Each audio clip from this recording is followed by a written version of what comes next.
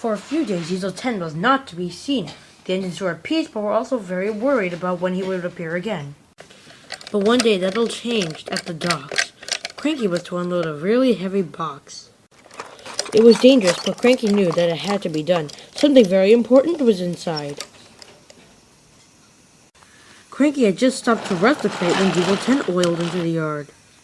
"Yes," said Diesel 10, "the device is nearing completion. I shall use these flatbeds I stole to carry it."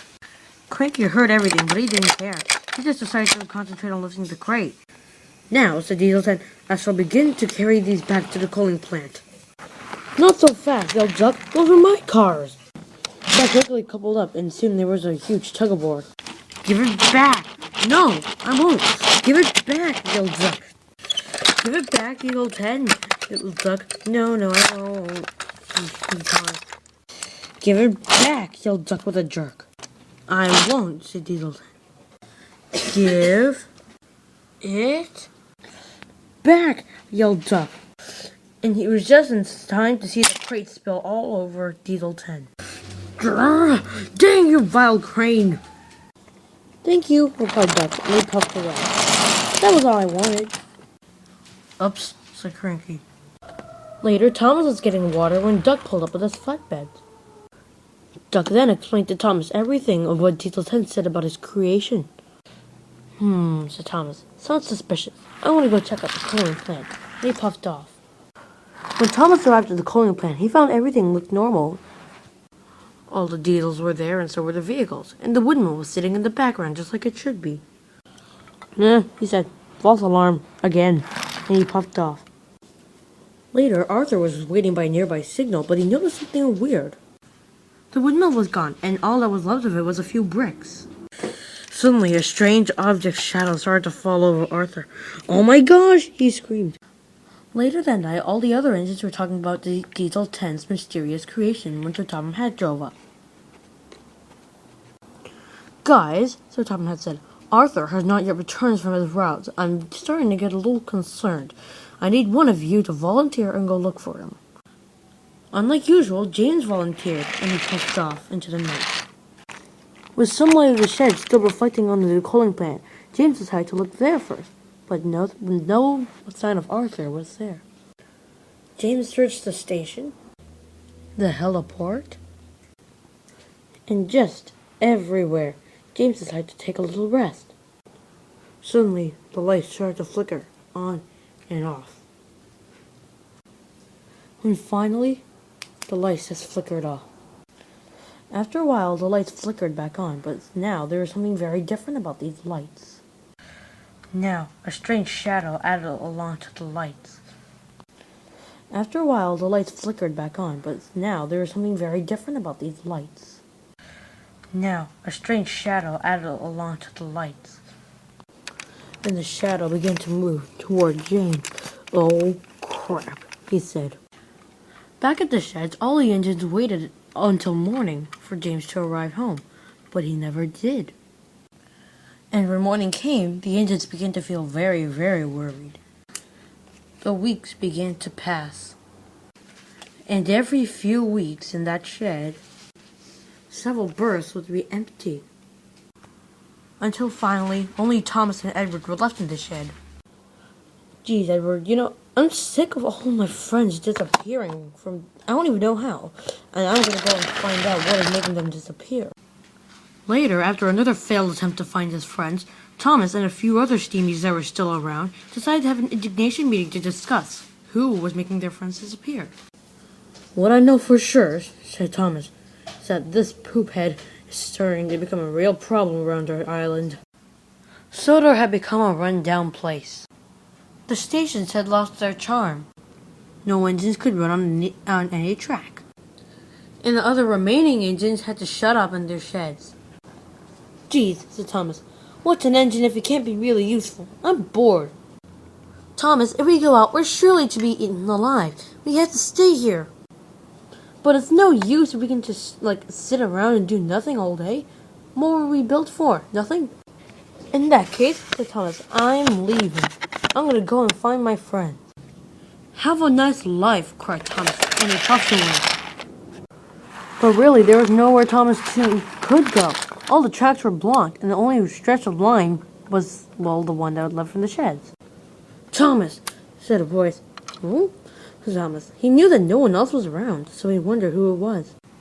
You moron, it's me, Cranky, remember?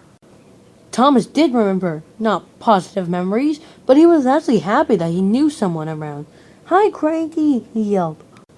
He's just started beginning to feel happy when his dark shadow loomed overhead. Thomas stared bug-eyed. He now knew what was making his friends disappear. There was Thomas, and he soon saw a giant monster robotic thing. Its 3 eyes stared down at Thomas, mocking him. Thomas didn't hesitate, and he quickly took off right away. And the giant monster started to follow. Thomas had raced through a maze of track. He started losing track of where he was going to. But the big lumbering giant just destroyed everything in its way. Soon Thomas ended up at the old rusty beat-down station. Well, geez, not like I can go anywhere. Dang it, where am I going to go now? Thomas took drastic measures and dove down. The robot soon followed Thomas to the station. But he couldn't stop in time, and he crawled. Broken pieces of scrap metal lay everywhere. Oliver soon came to pull Thomas out of the station, and soon they tugged away. Thomas thought he was safe, but he really wasn't. Thomas thought he was safe, but he really wasn't. Soon it regained its power, and its propellers began to twirl. When Thomas woke up early next morning, he immediately puffed off to check on the scene of yesterday's disaster. But when Thomas arrived, he was surprised to find only a huge crater. Thomas was reluctantly puffing back to the sheds when he heard a noise. It seemed to come from the path behind the coaling plant.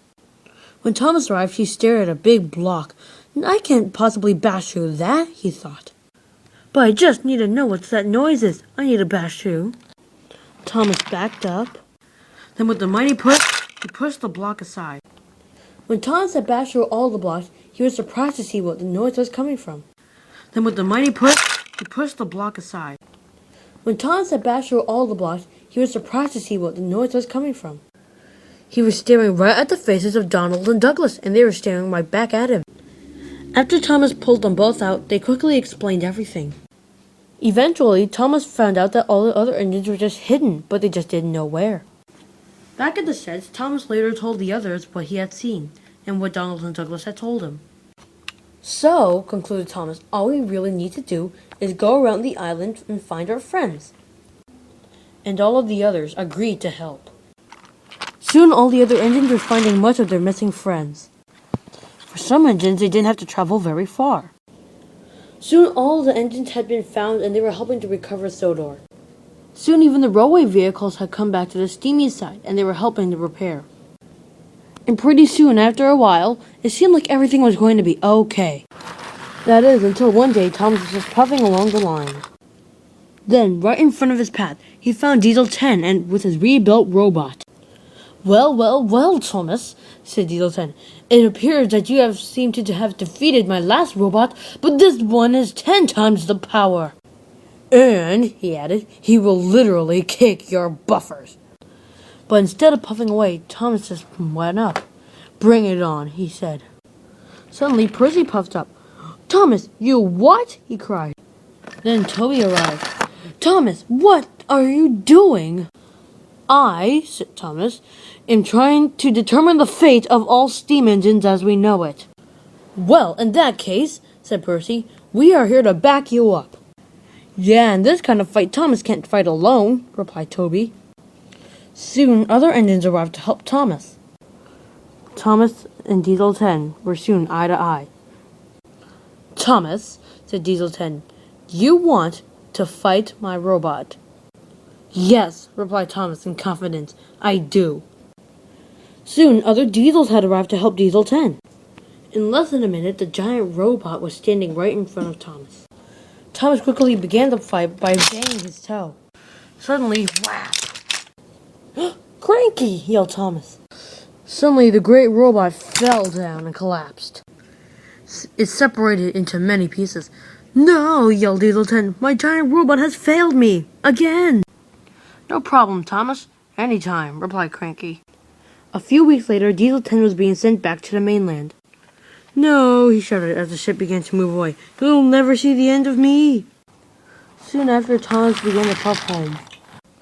First, though, he let out all the freight from their trap. First, though, he made a quick stop at the peak.